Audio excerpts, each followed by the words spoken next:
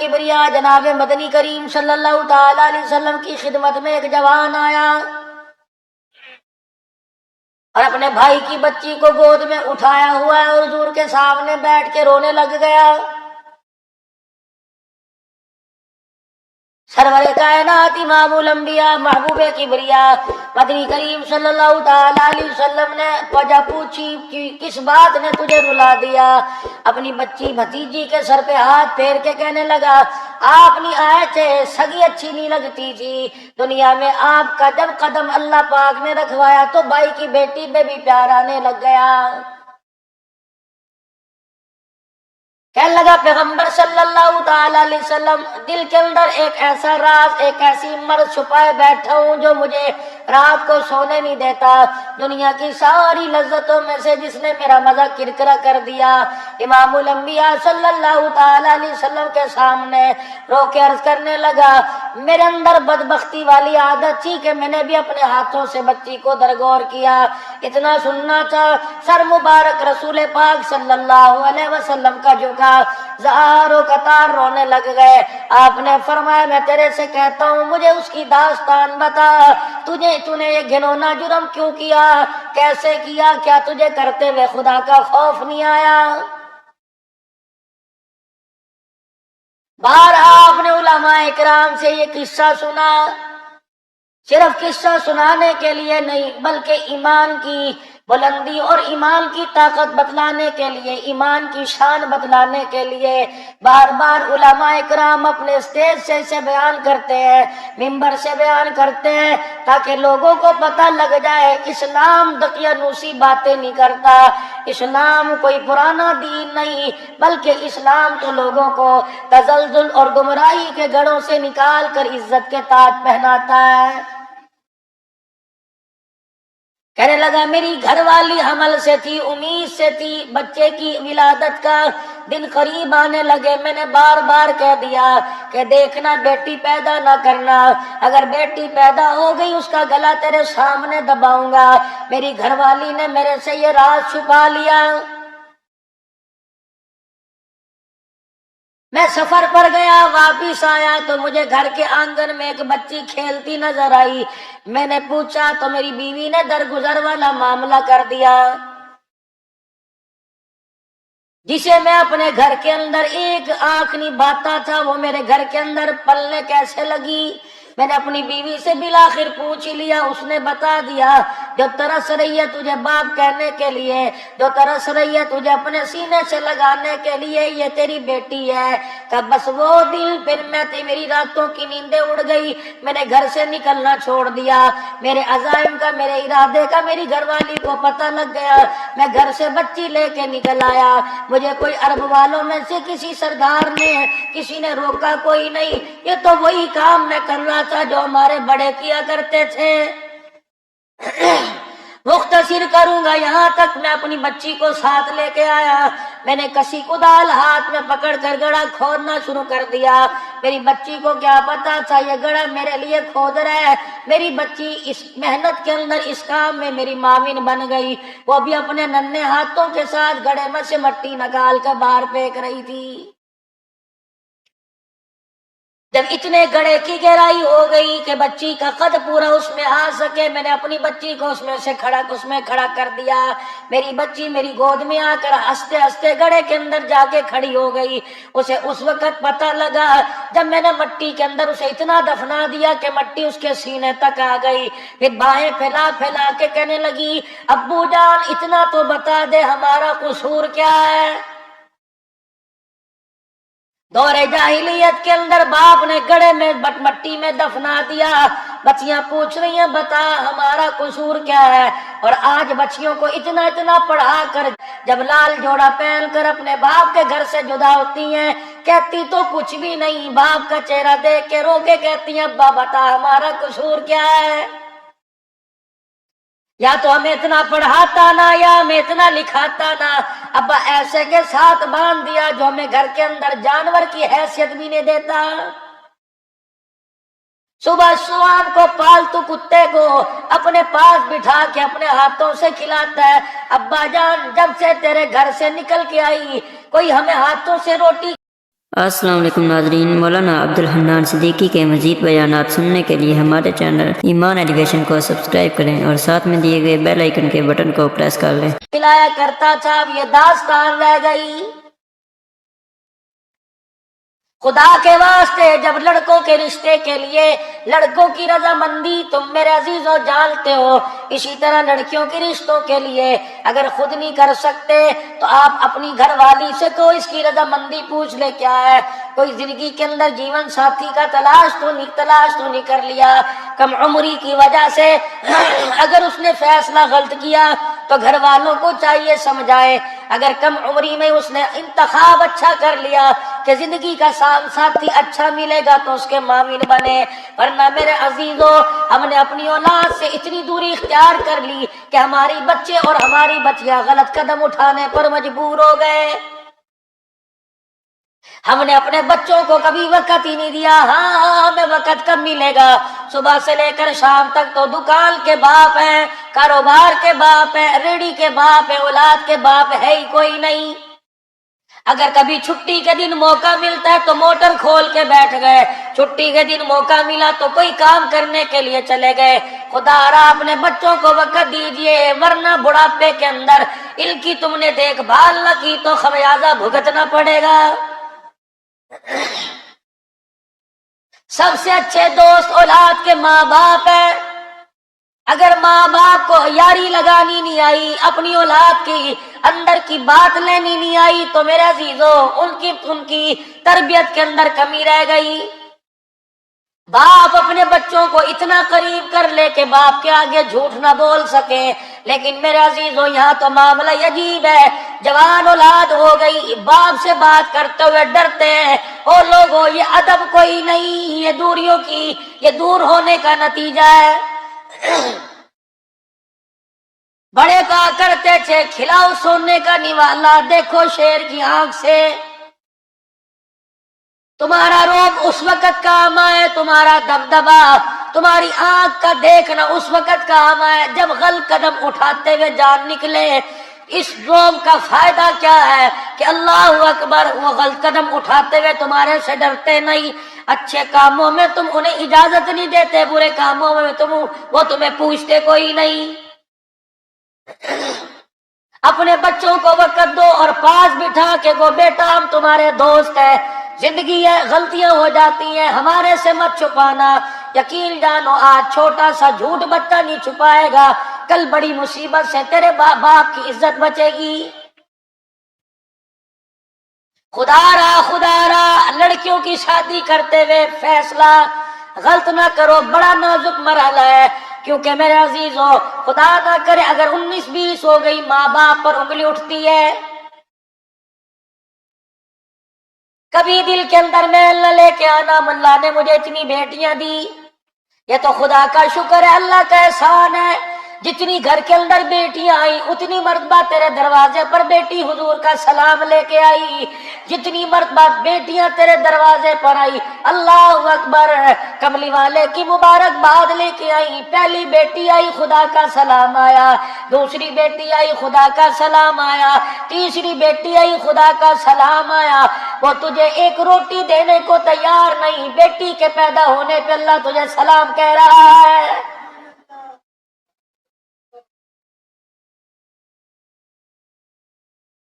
اتنے گناہ کیے، اس سے اتنے دور ہو گئے، وہ اپنی رحمت والی چادر تاننے کو تیار نہیں۔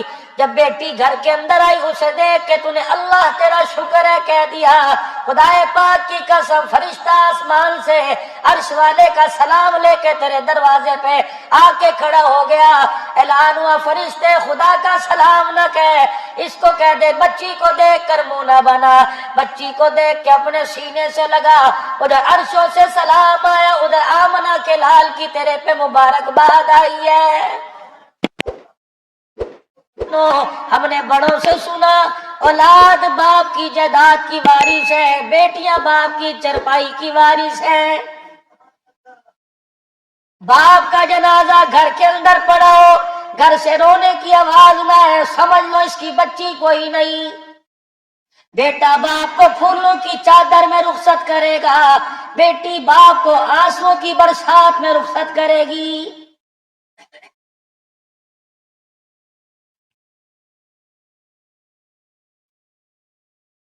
قیامت کا دن ہوگا، خدا کا قرآن کہتا بھی ای ذنب قتلت، جتنی بچیاں زندہ درگور کی گئی قیامت کے دن اپنا قتل لے کے اللہ کے دربار میں آئیں گی اور اپنے باپ کو گھسیٹ کے لائیں گی، اللہ ان سے پوچھ ہمارا قصور کیا تھا؟ کیا دو روٹیاں ہمارے لیے تنگ پڑ گئی تھی؟ کیا تیری زمین ہمارے لیے چھوٹی پڑ گئی تھی؟ کیا ان کے پاس ہمارے لیے دو روٹیاں نہیں تھی؟ بِأَيِّ ذَنبٍ قُتِلَتْ، زانی کو دیکھ کے منہ نہیں پھیرے گا، شرابی کو دیکھ کے منہ نہیں پھیرے گا، جواری کو دیکھ کے اللہ اپنا منہ نہیں پھیرے گا، مشرک کافر کو دیکھ کر اللہ اپنا منہ نہیں پھیرے گا۔ اللہ غنی، جب بیٹیوں کا قاتل آئے گا اللہ اس باپ کی طرف سے منہ پھیر لے گا اور کہے گا تم ہی پوچھو اپنے باپ کا دامن پکڑ کے، میں انہیں ایسی سزا دوں گا انہیں دنیا کا وہ اتنا بڑا جو ظلم کیا یاد آ جائے گا۔ اللہ فرماتے ہیں جب بچیاں اپنے باپ کو گھسیٹ کے لائیں گی میں منہ پھیر لوں گا، کہوں گا بِأَيِّ ذَنبٍ قُتِلَتْ، تم ان سے پوچھو تمہیں قتل کیوں کیا تھا؟ اتنا گھنونا جرم تھا کہ آج پوچھنا تو دور کی بات ہے، اللہ رحمت والی نگاہ تو کیا غصے والی نگاہ سے بھی آج بچیوں کے باپ کے قاتلوں کے، آج بچیوں کے قاتلوں کے چہرے کی طرف دیکھنا بھی گوارا نہیں کرتا۔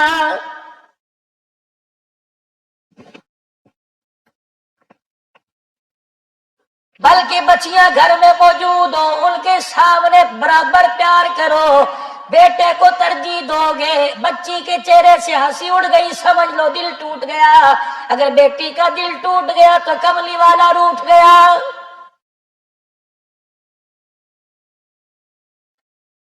اتنا روئے سرکار دو عالم صلی اللہ تعالی علیہ وسلم، رو رہے ہیں بار بار پوچھ رہے ہیں اور بتا تو نے کیا کیا؟ اللہ کے نبی میں نے اسے گلے تک مٹی میں دبا دیا، آپ نے فرمایا اس بچی نے کچھ کہا تو نہیں تھا، کہ ننھے ہاتھ میرے آگے جوڑ کے کھڑی ہو گئی۔ حضور علیہ السلام نے غالباً ابو ہریرہ رضی اللہ تعالی عنہ ہے، حضور نے اپنی ران پر ہاتھ مارا کہ اوے ظالم تجھے ترس کیوں نہ آیا؟ کہ میں نے بالکل اسے گلے تک کر دیا، ننھے ننھے ہاتھ رہ گئے۔ بعض جگہ آیا کہنے لگے ابو جان اگر تو کہے کہ باپ کہنے میں تجھے باپ کہوں، تیری عزت میں فرق آتا ہے، ابو نوکرانی بنا کے رکھ لے میں تجھے باپ نہیں کہوں گی، کہ مجھے پھر بھی خیال نہ آیا۔ حضور علیہ السلام رونے لگ گئے، سر نیچے جھکایا ہوا، فرمایا پھر تو نے کیا کیا؟ کہ کملی والے میں نے اس کے سر پہ مٹی ڈال دی، آپ نہیں آئے تو دفنا دیا، آپ آئے تو آج وہ بچی یاد آ رہی ہے۔ کملی والے راتوں کو اس کا رونا مجھے سونے نہیں دے رہا، اس کا چیخنا میری جنین اڑا کے رکھ دیتا ہے۔ رحمت والے نبی صلی اللہ تعالی علیہ وسلم زاروں قطار رونے لگ گئے، صحابہ اکرام کی بھی آنکھیں آنسوؤں میں بھیگ گئی۔ حضور علیہ السلام سے عرض کرنے لگا کملی والے آپ آئے نہیں تھے تو مجھے اپنی پیاری نہیں لگتی تھی، تو آیا تو بھائی کی بیٹی کو سینے سے لگا کے بیٹھا ہو۔ رحمت والے نبی اللہ کے دربار میں اس گناہ کی کوئی معافی ہے؟ فرمایا الاسلام یہدم ما کان قبلہ، میں ایک ایسا کلمہ لے کے آیا اس کلمے کو آج جو بھی صدق دل سے پڑھے گا اللہ اس کی زندگی کے سارے گناہوں کو معاف کر دے گا۔ اسی لیے علماء اکرام نے فرمایا جب صبح کیا کرو تو شام کیا کرو، کلمہ طیبہ ضرور پڑھ لیا کرو، سارے دل کے کام کاجوں میں، گھریلو زندگی میں، کاروباری زندگی میں، اپنے دوستوں میں، اپنے ماحول کے اندر ایسا جملہ منہ سے نکل جاتا ہے جس سے دائرہ اسلام سے خارج ہو جاتا ہے، انسان کو پتہ نہیں لگتا۔ جب بھی اللہ موقع عطا فرمائے، جب بھی زبان کو ہلنے کی توفیق ملے کلمہ طیبہ پڑھ لیا کرو، سارے مل کے پڑھ لو لا الہ الا اللہ محمد الرسول اللہ والذی بعث فی الامیین رسولا۔ ربنا وبعث فیہم رسولا، ابراہیم نے مانگا میں نے دے دیا، میں نے اس کی جھولی میں ڈال دیا، اللہ اکبر، میں نے بشر کی جھولی میں بشر ڈالا۔ اللہ فرما رہا لقد من اللہ علی المؤمنین اذ بعث فیہم رسولا، او لوگوں میں نے احسان جا کر دیا تمہارے پر کہ میں نے تمہارے میں اپنا رسول بھیج دیا۔ نبی کس کس کے لیے آیا؟ کس کس کے لیے رحمت بن کے آیا؟ میرے لیے آئے، آپ کے لیے آئے، ہمارے ماں باپ کے لیے آئے، انسانوں کے لیے آئے، جنوں کے لیے آئے۔ قل اوحی الی انہ استمع نفر من الجن فقالوا انا سمعنا قرآنا عجبا۔ یہ وہی جماعت تھی کہ رحمت دو عالم صلی اللہ تعالی علیہ وسلم جب تشریف نہیں لائے، جن آسمانوں پہ جایا کرتے تھے اور آسمانوں سے اللہ جو فرشتوں میں اعلان کیا کرتے تھے وہ باتیں سن کر آج لوگوں کو دنیا میں آ کے بتلایا کرتے تھے۔ دنیا والے لوگوں کو کہتے کہ کل یوں ہو جائے گا، ویسے ہو جایا کرتا، لوگ انہیں اپنا خدا مان لیا کرتے۔ انا زینا السماء الدنیا بزینۃ الکواکب وحفظا من کل شیطان مارد۔ میرا پیغمبر تیرا وجود اتنی برکتوں والا، اب کوئی شیطان آسمان پہ چڑھتا ہے، فرشتہ آگ کا انگارہ اس کی گردن پہ دے مارتا ہے۔ میرا حبیب تو آیا، جنوں کو ہم نے زمین پر پھینک دیا، بشر کو اٹھا کے ہم نے عرش معلیٰ پہ لا کے کھڑا کر دیا۔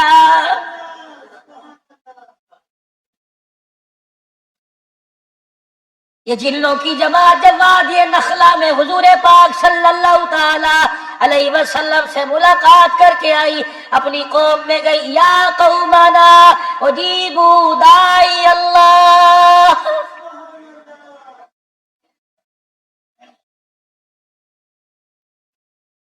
وہ اللہ کی طرف بلاتا ہے، اللہ اللہ کی طرف بلاتا ہے۔ ایسی قوم کو دیکھ کے آئے جو اللہ کی طرف لوگوں کو بلا رہے۔